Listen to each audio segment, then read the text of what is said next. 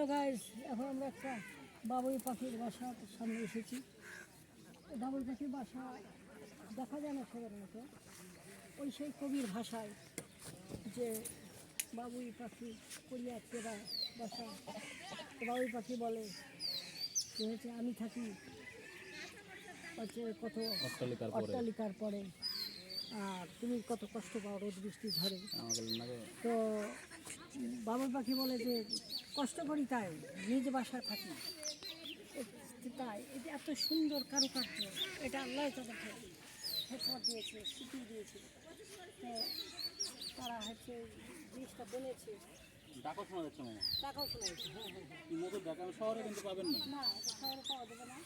এটা গাছটা কি, এটা বোধ হয় গাছ, এতে তেঁতুল গাছ, নতুন গাছ। তেঁতুল গাছ, তেঁতুল গাছের তলে কবিতা পড়েননি কাজী নজরুল ইসলাম? হ্যাঁ হ্যাঁ হ্যাঁ। তেঁতুল গাছের তলে। তো সুজন ভাই একটু ঘুরানি দিকে বিস্কুট আলো চলে গেল। সুজন ভাই একটা কথা বলি একসঙ্গে, আরে আমাদেরকে ধরেন, আপনি চারিদিক ধরেন না। মামা আসসালামু আলাইকুম।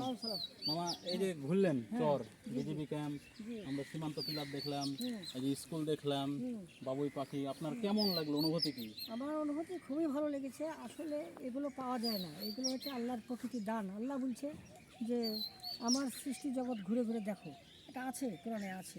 এই যে এটা একটা সওয়াবের কাজ হলো, কিন্তু তার মানে এই না যে আমি নামাজ কাজা করবো, অমুক করবো না। আমরা এর ফাঁকে ফাঁকে নামাজ করবো, এর ফাঁকে ফাঁকে আমরা খাওয়া দাওয়া করবো, এর ফাঁকে ফাঁকে আমরা হাদিস কোরআনের কথা আলোচনা করলাম। তা আসলে এটা একটা ইবাদত হয়ে গেল। হ্যাঁ আলহামদুলিল্লাহ, আলহামদুলিল্লাহ। আপনি প্রত্যেকটা কাজে যদি আল্লাহ আল্লাহ রাসূলের সুন্নাহ অনুযায়ী করেন সেটাই ইবাদত। ইবাদত হয়ে গেছে। তো মামা হচ্ছে ওই সামনে ইজতেমার দাওয়াতটা দিয়ে দেন এই হ্যাঁ ফাঁকে। হ্যাঁ, ইনশাআল্লাহ সামনে ইজতেমা নভেম্বর 14, 15, 16।